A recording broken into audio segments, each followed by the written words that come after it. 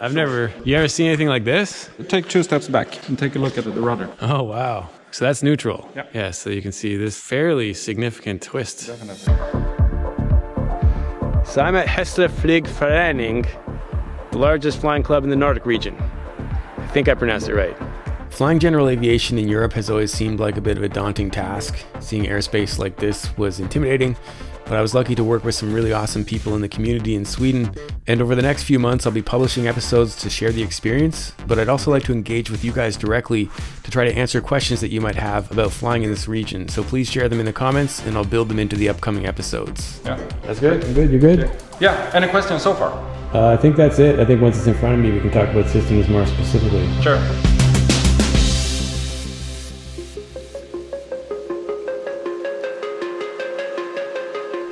We're in the ancient town of Visby. What's cool about this is it's like 1,000 years old and it's completely intact because this area of Sweden did not get damaged during World War II, whereas most of Europe, ancient ruins like this are gone. We're here thanks to the gracious invitation of the general aviation community here, of which Robert was a major player. Should I get out of the shop maybe? No man, you're here, you're part of the mission. Oh, okay. You're good to go back there? Yeah, I'm good to go. Okay. I've been shooting for a while, so. So what's cool about this club is that they do formation training twice a year. We just try to, just for you Steve, to get some hang of how it is to field formation with the PA-28. We start then in this right wedge formation. Then we try to change position. Formation left. Okay, once we switch. Formation left, yeah, so we back off a little bit, down, change position. Patrick was the main instructor that I flew with, and there's already one episode published with him if you missed it. So I'm in the countryside in Sweden, and this is my first flying mission. It's a 1941 Klemm 35. My name is Patrick, flying here in Sweden, commercial pilot, but I find this more interesting to fly actually. The community here was large and welcoming, and I learned a lot from Martin about his airplane. Depending on the cloud base, we can try stall. It's a little bit interesting with the stall because it's we have no stall warning, but you will feel when it stalls, I promise you. And we're cool with someone in the back seat to do that? Yeah. Okay. Yeah. No And worries. you cool being in the back seat to do stuff? I will not make a full stall or something like that. Okay. We're not going to spin. I enjoyed working with the pilots here and comparing notes about how we flight plan. This time is GMT plus 2. Ah, okay, so we put the local time. Oh, okay, so we'll try that. It's making your life easier. Yeah, so you don't need to think. Yeah. It thinks for you. Sometimes this is too much. Yeah. Ready to file. 44 minutes now, that's correct. Yeah, cool. Okay, cool. File and flight plan. All right. Let's see if this works. Yeah. ForeFlight was new to a lot of the guys I met here, and I was impressed watching the flight plan go through smoothly. Wait, Dad, why do we need life jackets? This was the biggest cross-country flight we did while here, and the girls joined for a significant water crossing. We're gonna go high in the sky. And we're gonna go over open water for 20 minutes, which sounds scary to me. There you go. So we're going to an island. Yeah. So I'll have some future episodes that'll get into details about how we executed that specific cross-country, but I've also got a lot of content coming while we fly around in this region, and I just want to help answer any questions that you guys might have about flying in Europe. So please share in the comments anything about this that you find intimidating, and I'll try to work it into the future episodes. This example using the Berlin airspace definitely seems complex, but when you look at what we can do with a tool like ForeFlight, you can basically add a VNAV profile for step downs to avoid airspace vertically. All right, where did we sleep last night? We slept at a military base, is that right? So everything here is original. If you take a look at some pictures from the 1940s, basically the same thing. We stayed here with Klaus and his family, and he invited me to fly his Cessna 150, which is the model that I started my power training in the mid-90s. So pretty unique building. During World War II, when the Germans were quite close here, they moved all the airplanes down to the forest because they knew that this is where they're gonna drop the bombs first. Luckily, there were nothing happening here. So of course, this will be its own episode. And thanks to Henrik, we got set up for lots more adventures. We have a service called HFF All Inclusive, where we help people from foreign countries to get their license converted, be able to rental the aircrafts we got. So you can get over here and get checked out and take their aircraft for a weekend or for a couple of days and educate Sweden and see what Sweden looks like from different parts. So that's what this trip was largely about, sharing some general aviation adventures with my family while learning from the flying community here. For now, let's get a closer look at that Saab Safir. She's another yellow bird. So yeah, this kind of feels like home a little bit. Nice yellow trainer. This is the T6 Harvard that I'm honored to fly at home. It's got a similarity with this airplane in that they both have split flaps. So basically it's an ex-military trainer in the Air Force somewhere in the 1950s. 190 horsepower, boxer 6 cylinders Lycoming engine. It's the original engine, still there. I'm only trying to overhaul it as when we need it. So pretty much the airplane is original. And here is the first thing with the Saab Safir, with this kind of engine and propeller. It's not a constant speed propeller, it's just a variable pitch. So it's very easy for the propeller to or the engine to get Overspeed? Get too high, overspeed, yeah. So we have to watch during all of the takeoff phase that we can control the RPM to be reasonable around 2,550 RPM as max. So how much are you finding you need to play with that? On this one, it's quite easy. Normally nothing. We can just monitor it. But other Saabs, it could be quite different. You have to reduce it. But so this one is just monitoring. So is it like the standard throttle prop mixture controls? Or? Yeah, but it's not in the same place. Okay. But yes, okay. you find them in different places. Okay. Of course. Also, we have a throttle quadrant in the middle with a throttle and prop. The mixture is below it. But on your left side, because you're flying this one with your right hand, on your left side you have a throttle for you, but the prop is just in the middle. So when you're flying, you have to do like this sometimes. Since it's very nice rudder harmony in the airplane, we do some steep turns and also small wing overs to feel the nice rudder feeling of the airplane. If you take 2 steps back and take a look at the rudder. Oh, wow. You see anything special? Weird. Yeah, that's it. Instead of mounting the engine with some degrees of set of the center line. So that's neutral. Yeah. Yeah, so you can see this side and that side are fairly significant twists. Definitely.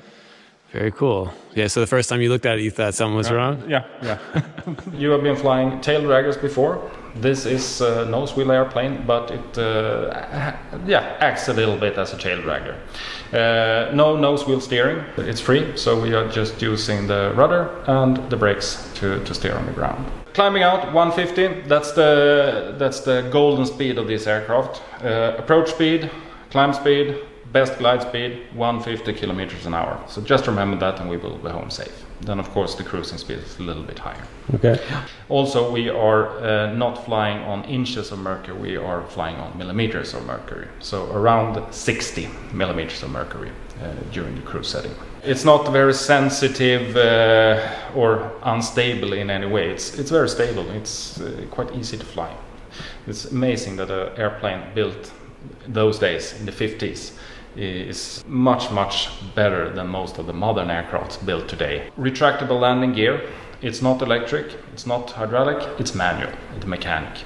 So we have a big stick in between us, we have to turn, push hard to get it in until 1/3 remains.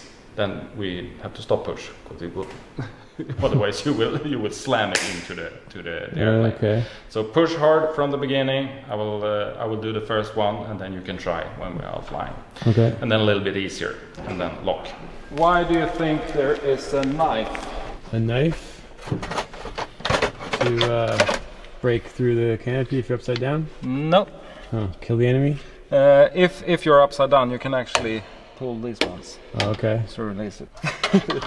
Yeah, to kill the enemy. You can see here on the landing gear handle and the flap handle as well. This metal is thin aluminium. Okay. If that one breaks, it will probably go stuck. You can't move either the flaps or the gear handle. Okay. So then you have to carve into this to make it possible to move the gear handle.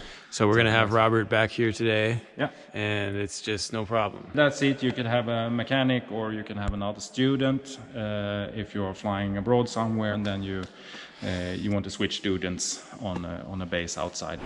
And now I think it's raining. Is it raining? Oh, okay. That's the sound of it. Yeah, that's the sound of the rain hitting the hangar. Yeah. Okay, so I guess we're pausing for... Yeah, a little bit.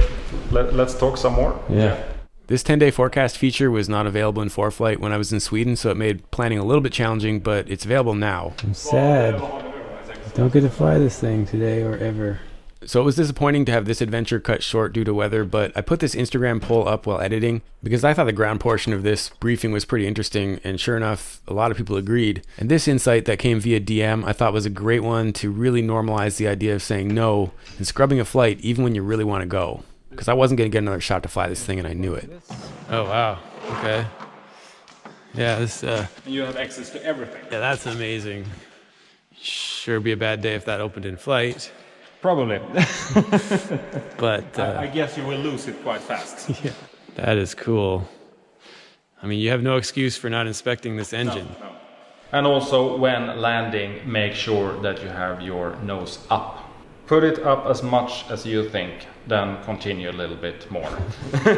So that way we will avoid the three-wheel landing. So think of it as a three-pointer with a tail wheel? Yeah, definitely.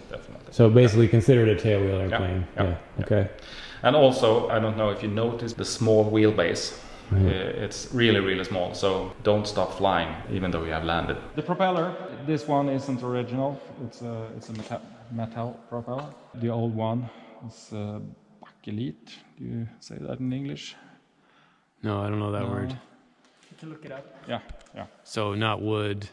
No. The first ones was wood. Okay. Then was some kind of composite or no? No, not composite either, but some kind of plastic. I think a hard plastic. It's the same in English. Okay. Backlit. Since it's a military trainer, retractable gear. Guess what happens? Students used to land without extending the gear. Yeah. And if you have a metal prop, then you wreck the engine.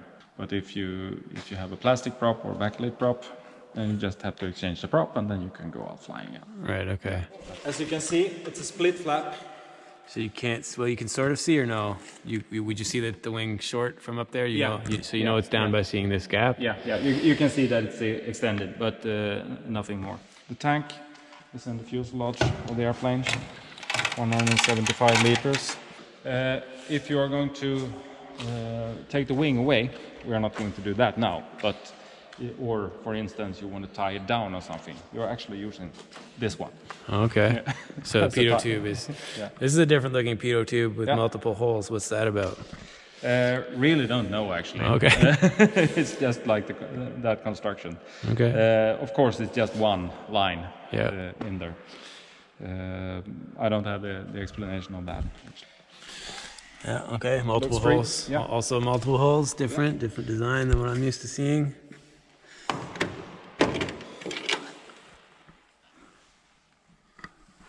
Yeah, you don't want to find anything here. No.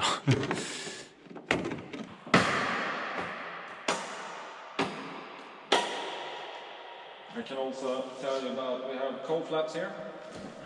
But they are fixed. Okay. But depending on the season, you have to switch position of them. Okay. So just a week ago, we closed them down to autumn operations, 10 to 15 degrees something. So they would be wider than that during. Yeah, during summer we open them up. Okay. How much of a process is that? It's not. It's just 2 screws. Okay, cool. Well, I think it looks like we made a good video about a walk around. I don't know about this. No. Not good. That's over. Because with this visibility, it's not even fun. Yeah. That's not even patterned, eh? That's looking like 600 or less. Yeah. Well, you got yourself a roof mount camera. Pre-flight done. We got a pre-flight ready for next time. I don't know what your plan tomorrow is. I theoretically could fit it, but Jill might be unhappy because she wanted at least a day to do. I haven't had a full day yet with the girls, so I got a lot of adventures done, but I think this one. Bring them. I can put them in the simulator. Yeah.